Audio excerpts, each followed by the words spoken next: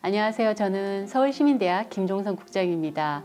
저희는 오늘 시민대학의 사람들, 줄여서 시대의 사람들이라는 두 번째 편을 찍기 위해 여기 나와 있습니다. 오늘 진행은 서울시 평생교육진흥원 김주명 원장님께서 함께 해주시러 나오셨습니다. 안녕하세요. 서울시 평생교육진흥원장 김주명입니다. 시대의 사람들 오늘 두 번째 편인데요. 오늘은 정말 제가 적극 추천한 분을 만나뵐 수 있을 것 같은데요. 오마이뉴스의 오연호 대표님을 오늘 두 번째 시대의 사람들 초대 손님으로 모셨습니다. 대표님 안녕하세요. 네, 안녕하세요. 안녕하세요. 반갑습니다. 대표님 반갑습니다. 먼저 오늘 영상을 시청하는 시민대학의 시청자들을 위해서 대표님이 어떤 분이신지 네. 간단하게 자기소개 부탁드릴게요. 저는 약 30여 년간 언론인 생활을 해왔고요. 모든 시민은 기자다 이런 모토로 오마이뉴스를 2000년에 만들어서 지금까지 운영을 해오고 있습니다. 최근에는 교육 문제에 관심을 갖고 꿈틀리 인생학교, 선마을 인생학교 이 두 학교를 만들어서 운영을 하고 있습니다. 이제 대표님이 오마이뉴스 대표로 널리 알려졌는데 지금은 모든 시민이 기자다라고 하는 게 낯설지 않거든요. 그런데 오마이뉴스가 처음 출발한 당시만 해도 기자가 기사를 쓰는 거지 시민들이 무슨 기사를 쓰냐. 네. 당시에는 그렇게 생각하는 게 굉장히 힘들었을 것 같은데 어떻게 그런 생각을 갖게 됐는지 궁금합니다. 네, 많이 듣는 질문인데요. 어떤 하나의 아이디어를 가지고 사업을 할 때 그 아이디어가 어느 날 갑자기 나올 수도 있잖아요. 근데 오랜 시간 뭔가 준비된 것일 수도 있을 것 같아요. 저는 모든 시민은 기자다 이 아이디어를 가진 게 12년 동안의 누적이라고 보거든요. 왜냐하면 제가 첫 직장을 직원 10명밖에 안 되는 월간지로 갔거든요. 우리가 기사를 볼 때 큰 언론사 기자가 썼나 작은 언론사 기자가 썼나 가리지 말고 오로지 기사의 질로만 승부받는 그런 게 있었으면 좋겠다. 나아가서는 중소매체 기자뿐만 아니라 일반 시민들도 내가 좋은 뉴스를 갖고 있으면 평가받으면 좋겠다. 만약에 제가 큰 언론사에 있었으면 절대로 생각해보지 못할 것이었는데 그 작은 언론사에 있으면서 12년 동안 계속 느꼈던 것 같아요. 이제 인터넷 시대를 맞이해서 인터넷 공간에서는 누구나 참여할 수 있으니까 모든 시민은 기자다.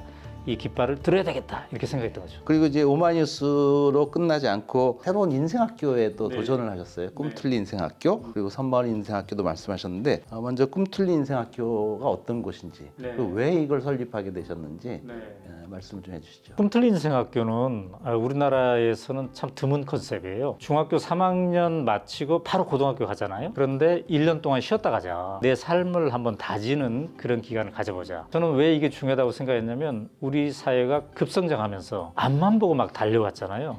옆을 보고 내가 누구인지를 제대로 생각해보는 그런 여유가 없었던 것 같아요. 그래서 이러한 여유를 중학교, 고등학교 시절 때부터 가져보는 게 중요하다 이런 생각이 들었는데 계기가 된 거는 제가 덴마크라는 나라에 주목하면서였거든요. 2013년에 우연히 제가 그런 얘기를 들었어요. 덴마크가 이 지구상에 제일 행복하다고. 그래서 왜 행복한지 가봤더니 교육하고 밀접한 연관이 있더라고요. 교육할 때부터 스스로 자기 인생의 주인이 되는 거. 그러려면 여유를 가지고 선택의 자유가 있어야 된다. 근데 그런 학교를 상징하는 게 덴마크의 그 애프터스쿨레라는 제도였어요. 애프터스쿨레가 바로 중3 졸업하고 고1 가기 전에 1년간 쉬었다 가는 그런 개념이거든요. 그래서 이제 그 개념을 우리나라에 도입해보자 이렇게 해서 만든 거죠. 일반적으로 생각했을 때 정규 트랙을 벗어난다는 건 굉장히 큰 두려움이기도 하고 또는 굉장히 큰 도전이기도 할 것 같아요. 들어와서 1년을 지내고 난 다음에 정말 아이들은 많이 달라졌나요? 네, 제일 달라진 게 뭐냐면 자기 친구들에 비해서 1년 늦게 가잖아요. 1년 자발적으로 쉬었으니까. 근데 여기에 대해서 너무 막 아둥바둥하지 않고 긴 인생 살다 보면 이럴 수도 있다. 이러한 유연함을 확보하는 거. 그래서 이렇게 빨리빨리 내가 어떤 것을 선택해야만 된다는 이 강박관념으로부터 자유로운 거. 그다음에 무엇보다도 자기의 현 상태를 주눅들지 않고 사랑하는 거. 남과 막 비교하다 보면 너무 주눅드는 게 많잖아요. 근데 친구랑 비교하지 않고 나를 좀 스스로 나를 사랑해주는 마음 그런 게 조금 더 있는 것 같아요. 기억나는 친구 에피소드 같은 거 있을까요? 이 학교에서는 과목을 스스로 정하거든요. 과목을 선생님만 정하는 게 아니라 너는 무슨 과목 하고 있니? 나는 지금 내가 노래를 직접 작사 작곡하는 그 과목이야. 아이들로부터 자기 자기 동기들로부터 야 너는 참 좋겠다 부모를 잘 만나서 그런 얘기를 자꾸 듣다 보니까 이 길이 도전할 만한 길이었구나, 내가 잘 선택한 길이었구나, 이런 마음을 이제 간직하는 거예요. 그리고 거기서 그치지 않고 이 정신을 공립학교에 다니는 다른 친구들에게도 전해주고, 너 1등 안 해도 괜찮아 이런 식으로 이제 그렇게 마음이 쓰여진다는 거죠. 그래서 그 꿈틀리 학교의 모토가 바로 천천히 해도 괜찮아, 못해도 괜찮아 이런 건가요? 네, 그렇죠. 우리의 모토가 이제 세 가지 괜찮아요. 쉬었다 가도 괜찮아, 다른 길로 가도 괜찮아, 잘하지 않아도 괜찮아. 그런 말 누군가 옆에서 한마디만 해줘도 정말 마음이 괜찮아질 것 같아요. 진짜 원래 교육이라고 하는 게 인생을 배우는 거거든요. 그런데 우리는 대입 과목을 배우는 거잖아요. 애들한테 정말 인생을 가르치는 학교가 아닐까? 그래서 그런지 아까 이제 덴마크 말씀도 많이 하셨는데 2018년에 그룬트비상을 받으셨는데 이 비덴마크인으로는 처음으로 수상하셨다고 들었습니다. 그룬투비 이 목사님이신데요. 근데 이제 목사님이기도 하고 교육가이기도 하고 사상가. 그러니까 유엔이 행복지수 조사를 할 때마다 늘 덴마크가 1, 2위를 하는데 그러한 터전을 만든 행복사회를 세팅한 가치와 철학을 만든 분이라고 볼 수가 있어요. 그분의 이름을 따서 그 정신을 기리는 상을 제가 비덴마크인으로 최초로 받는 영광을 얻게 되었던 거죠. 수상식에서 제가 그랬습니다. 이거는 개인이 받는 상이 아니라 준비된 시민들. 그룬투비도 깨어있는 시민의 조직화된 힘만이 덴마크의 희망이다 그랬거든요. 자각하는 시민들, 이게 이제 우리 희망이기 때문에 인생학교도 만들고 이런 강연도 많이 조직하고 이랬더니 이제 저에게 상을 준 것 같습니다. 오현우 대표님께서 요즘에 자녀 교육에 대한 유튜브를 계속 찍고 계시고 사실 인기도 좀 계속 상승하고 있는 걸로 알고 있는데요. 자녀가 자기 주도적으로 행복한 인생을 살게 하려면 아침에 스스로 일어나게 하라, 이런 내용이 있는 편을 저는 아주 인상 깊게 봤거든요. 자기 주도성에 대한 것을 굉장히 중요하게 말씀하셨어요. 이 부분에 대해서 조금 설명을 해주시면 좋을 것 같습니다. 사실 이제 이렇게 언론인 출신이시고 저도 이제 언론인입니다만, 언론인은 맨날 어떤 기사 쓸까 그래서 어떻게 주목받고 영향력 있는 언론 기사 쓸까 이런 건데, 나중에 제가 근본적으로 좀 바뀌게 됐어요. 그런 것도 중요하지만 어떤 삶을 살 것인가, 이게 굉장히 중요하다. 그러면서 이제 우연히 덴마크라는 나라를 관찰하게 되면서 저 나라 사람들은 어떻게 살길래 저렇게 행복한 삶을 산다고 하지? 그 원천에 자기 주도성이 있더라고요. 그러니까 스스로 선택하니 즐겁다. 선택의 자유가 있고 내가 내 인생의 주인이 돼서 사는 게 굉장히 중요하더라고요. 사실 우리는 남의 눈치, 부모의 눈치, 사회의 눈치 때문에 내 선택을 스스로 하지 못한 게 되게 많더라고요. 그래서 자기 주도성 회복 운동을 한번 하자. 그냥 이러하니 그 유튜브에 찍은 겁니다. 책도 참 많이 쓰셨는데 우리도 행복할 수 있을까? 우리도 사랑할 수 있을까? 이런 책이 참 인기 있는데 우리 오현우 대표님이 생각하시는 진짜 행복은 어떤 건지? 제일 행복한 순간은 제가 이제 책을 썼잖아요. 그러면 이 책에 대해서 사람들이 반응을 하면서 강연에서 한번 얘기를 해봤으면 좋겠다, 이렇게 독자들이 얘기해 주는 거.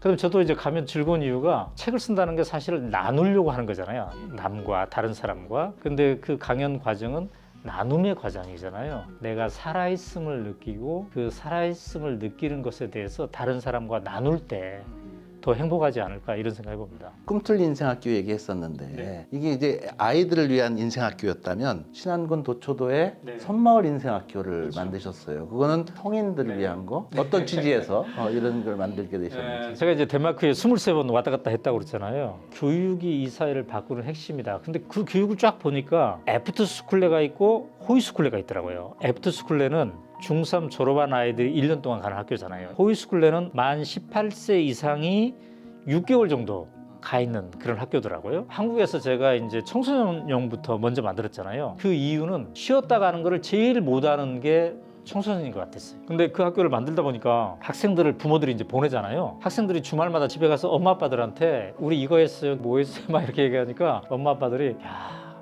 우리도 그거 필요한데, 그래, 어른용 인생학교도 만들어야 되겠다, 이렇게 생각했고요.